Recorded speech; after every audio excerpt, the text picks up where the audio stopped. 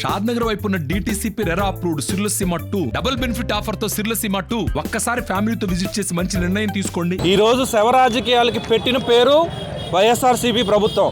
తండ్రి శవాన్ని అడ్డం పెట్టుకొని రాజకీయం మొదలుపెట్టిన రాజశేఖర్ రెడ్డి గారు కొడుకు జగన్మోహన్ రెడ్డి అదే కంటిన్యూ చేస్తున్నాడు. ప్రతి ఎలక్షన్కి తండ్రి శవంతో చేశాడు, బాబాయ్ శవంతో చేశాడు. చివరికి ఒక కార్యకర్త శవాన్ని కూడా అడ్డం పెట్టుకొని రాజకీయం చేసి ఎలక్షనీరింగ్కి వెళ్దాం అనుకునే నీచ సంస్కృతిలో ఈరోజు జగన్మోహన్ రెడ్డి ఉన్నాడని చెప్పడానికి ఎటువంటి సందేహం లేదు.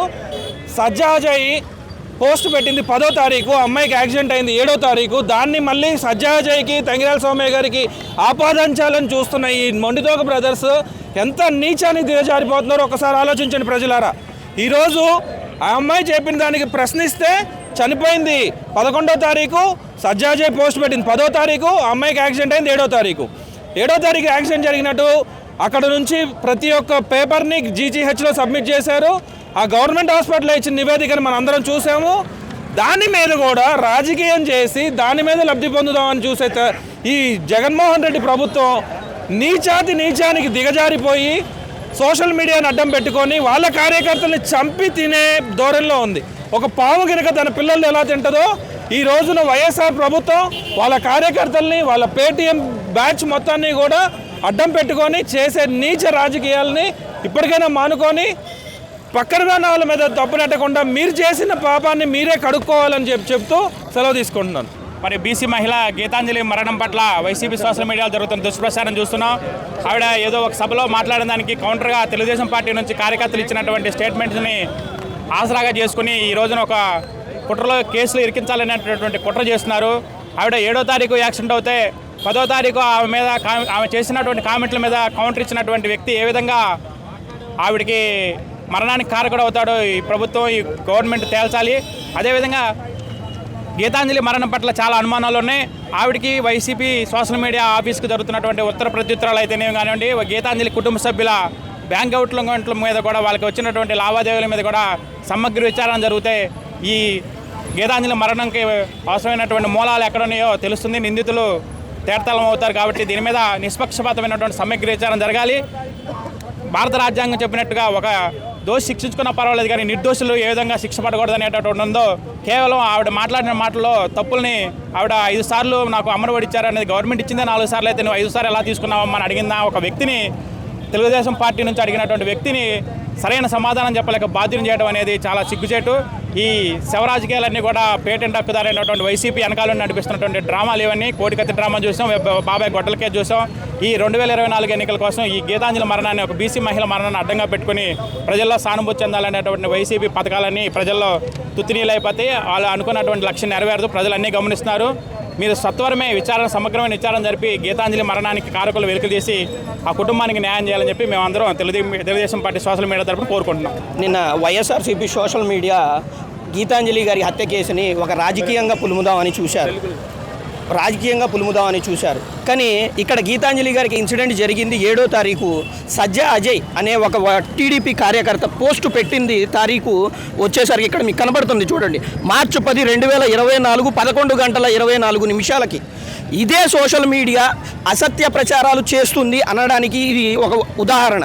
ఇంకోటి ఏంటంటే ఎంతోమంది మీద దాడులు జరుగుతున్నాయి. మరి ఆ రోజు ఈ సోషల్ మీడియా బయటికి ఎందుకని రాలేదు అని మేము ప్రశ్నిస్తున్నాం. మరి ఎంతోమంది అంటే దగ్గర మైనారిటీల మీద జరిగింది, ఎస్సీల మీద జరిగింది. మా మాజీ శాసనసభ్యురాల మీద ఒక పబ్లిక్ మీటింగ్లో కూర్చొని ఒక ఎమ్మెల్సీ గారు, ఒక ఎమ్మెల్యే గారు, ఒక మంత్రి గారు ఉన్నప్పుడు అక్కడ అసత్య ప్రచారంగా ఒక మీమ్స్ తయారు చేసి వేశారు. మరి ఆ రోజు ఎందుకని ఈ సోషల్ మీడియా బయటికి రాలేదు? మైనారిటీల మీద, ఒక బాలిక మీద అసత్యంగా ఒక కుటుంబానికి అంటే ఒక వైసీపీ యొక్క నాయకుడి పిల్ల ఫస్ట్ ర్యాంక్, సెకండ్ ర్యాంక్ వచ్చిందని చెప్పి మరి ఆ రోజు ఆ పాపని టీసీ ఇచ్చి పంపించిన రోజు ఆ అమ్మాయి మనోవేదానికి గురయ్యి చనిపోయింది. మరి ఆ రోజు సోషల్ మీడియా ఎందుకు బయటికి రాలేదు? ఆ రోజు వచ్చి ఎందుకు ప్రశ్నించలేదు? ఆ రోజు వచ్చి ప్రశ్నించకపోవటం, మరి ఈరోజు దీన్ని ఇట్లా ప్రశ్నించడం అనేది ఇది రాజకీయ పరంగా అంటారు.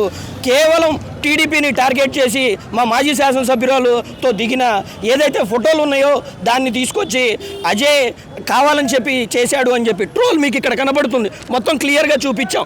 7వ తారీఖు జరిగిన ఇన్సిడెంట్ని తీసుకొచ్చి 10వ తారీఖు జరిగిందని అనడానికి వీళ్ళ యొక్క ఇది కనబడుతూనే ఉంది. దాన్ని బట్టి ఈ సోషల్ మీడియా అనేది ఎట్లా వ్యవహరిస్తున్నారో కేవలం ఒక పేటీఎం లాగా దీన్ని వ్యవహరిస్తున్నారని నేను మనవి చేసుకుంటున్నాను. ఈరోజు వైఎస్ఆర్సీపీ అనే పేరు మార్చుకోవాలి వాళ్ళు. ఎందుకంటే ఎంఎస్ఆర్సీపీగా మార్చుకోండి. ఎందుకంటే మనుషుల శవాలతో రాజకీయాలు చేసేటువంటి పార్టీ ఏదైనా ఉందంటే వైఎస్ఆర్సీపీ పార్టీ. కాబట్టి 2009లో తండ్రి శవం దొరకముందే సంతకాల సేకరణ చేసినటువంటి ఈ జగన్మోహన్ రెడ్డి 2014-19 ఎన్నికల్లో బాబాయ్ హత్యతో తన మీద దాడి చేసుకుని కోడికత్తి చేయించుకొని డ్రామాలైన వ్యక్తి ఇవాళ వైసీపీ సోషల్ మీడియాలో షర్మిల సొంత చెల్లెల్ని కూడా వ్యక్తిగత హరణం చేస్తున్నారు. వ్యక్తిగతంగా ఆమె పుట్టు గురించి మాట్లాడే నీచానికి దిగజారాడు ఈ సజ్జల భార్గవరెడ్డి. ఒకటే చెప్తున్నా సజ్జల భార్గవరెడ్డి, నీ సోషల్ మీడియాకి నువ్వు ఐటీడీపీ అనేటువంటి సోషల్ మీడియాని చూసి నువ్వు ఉచ్చబోసుకుంటున్నావు. మేము నిజాలు చెప్తున్నావు, నువ్వు మాత్రం మార్ఫింగ్లు ఈ యొక్క విష ప్రచారాలు చేస్తా. మీరైతే మరి సొంత చెల్లినే మీ సోషల్ మీడియాతో మీ జగన్మోహన్ రెడ్డి తిట్టిస్తూ ఉండంటే మీరు మాత్రం నీతిమాలిన రాజకీయాలు చేస్తా. ఈ సవాలు మేము రాబందులు అంతరించిపోయినాయని మేము అనుకున్నాం కానీ వైసీపీ కార్యకర్తల రూపంలో వైసీపీ సోషల్ మీడియా రూపంలో రాబందులు జాతి బతికే ఉందని నిరూపించారు. మీరు శవాలు ఎక్కడుంటే అక్కడ పీక్కొని తినడానికి రాబందుల మాదిరిగా తయారయ్యారు. మేమే డిమాండ్ చేస్తున్నాం, గీతాంజలి మృతిలో ఆ రోజు సీసీ ఫుటేజ్ బయట పెట్టండి. ఆ రోజు ఆ కాల్ డేటా అమ్మాయి గత నెల రోజులు కాల్ డేటా బయట పెట్టండి. రైల్వే స్టేషన్లో సీసీ ఫుటేజ్ బయట పెట్టండి. ఎందుకు బయట పెట్టట్లేదు మీరు? ఖచ్చితంగా ఎఫ్ఐఆర్ కాపీలో ఇంత ఇదిగా ఎఫ్ఐఆర్ కాపీలో క్లియర్గా యాక్సిడెంట్ అని చెప్పని పోలీసులు ఇచ్చారు, డాక్టర్ గారు ఇచ్చారు గుంటూరు జీజీహెచ్లో. దీన్ని ఎందుకు మీరు బయట పెట్టకుండా ఆ అమ్మాయి ఆత్మహత్యగా ఎందుకు చిత్రీకరిస్తున్నారు అని చెప్పని ఆ అమ్మాయి మృతిలో ఉన్నటువంటి నిజాలు బయట పెట్టాలి ఖచ్చితంగా. అంతేవిధంగా నువ్వేదో 20 లక్షలు ఇచ్చి చేతులు దులుపుకోవడం కాదు. ఇక ఇద్దరు పిల్లలకి చెరువుగా 50 లక్షల రూపాయలు, ₹1 కోటి వాళ్ళ పిల్లల ఖాతాలో వేసి ఆ కుటుంబానికి న్యాయం చేయాలని మేము తెలుగుదేశం పార్టీ తరపున పాత్ర అనేది ఇక్కడ ఎవరిది లేదండి. మేము ఎప్పుడు కూడా మార్ఫింగ్లు లేదంటే భువనేశ్వరి గారిని, తంగిరాల సౌమ్య గారిని, బ్రాహ్మణి గారిని ఇలాంటి మహిళలందరినీ కూడా అనేక రకాలుగా మార్ఫింగ్లు చేశారు. మేము ఏ రోజు మార్ఫింగ్లు చేయలేదు మన తెలుగుదేశం పార్టీ సోషల్ మీడియా. మేము ఆ అమ్మాయి అడిగిన దాంట్లో అమ్మాయి అమాయకంగా మాట్లాడిన మాటల్లో ఉన్నటువంటి ప్రశ్నలు మేము రేకెత్తిచ్చాం, మేము అడిగాం తప్ప ఆ అమ్మాయి కుటుంబాన్ని, ఆ అమ్మాయి క్యారెక్టర్ని మేము ఎప్పుడు కూడా డిఫార్మేషన్ విధంగా మేమైతే చేయలేదు. అమ్మాయి అమాయకత్వంగా మాట్లాడింది. 5 సంవత్సరాలు అమ్మఒడి పడిందండి. 2020లో అమ్మఒడి పడితే 5 సంవత్సరాలు ఏ విధంగా పడిందమ్మా అని అడిగాం. 7,000 రూపాయలు రెంట్ కడుతున్నావా ఉన్న అద్దెలో, ఫిక్స్డ్ డిపాజిట్ ఎలా చేసావమ్మా నువ్వు అని అడిగాం. అంతేగాని మేము అమ్మాయి కుటుంబాన్ని, అమ్మాయి వ్యక్తిగతాన్ని మేము ఎక్కడ కించపరచలేదు. అవమానంగా మేము ఎప్పుడు మా ఐటీడీపీ కానీ లేదా తెలుగు యువత కానీ అసలు మా పార్టీ క్రమశిక్షణ కలిగిన పార్టీ. మేము ఎప్పుడు కూడా మా సోషల్ మీడియా ఏ రోజు కట్టుదాటి బయటపడలేదు. ఆ రోజు భారతీరెడ్డి గారిని, వాళ్ళ కుమార్తెలను కానీ లేకపోతే షర్మిల గారిని కానీ, ఇవాళ షర్మిల గారిని సొంత వైసీపీ సోషల్ మీడియానే ఆమె పుట్టు గురించి మాట్లాడుతూ ఉన్నారు జగన్మోహన్ రెడ్డిని ప్రశ్నిస్తే. అది ఇందులో మా సోషల్ మీడియా ఎటువంటి ప్రమేయం అనేటువంటి లేదు. మేము ఉన్న వాస్తవాలను అడిగాను తప్పించే మేమైతే ఎప్పుడు కూడా అమ్మాయిని వ్యక్తిగతంగా కుటుంబపరంగా మేము ఎప్పుడు అవహేళన చేయలేదు. మరిన్ని వీడియోస్ కోసం ఛానల్ ని సబ్స్క్రైబ్ చేయండి. లేటెస్ట్ అప్డేట్స్ కోసం వాట్సాప్ ఛానల్ ని ఫాలో చేయండి. అండ్ లింక్ డిస్క్రిప్షన్ లో ఉంది.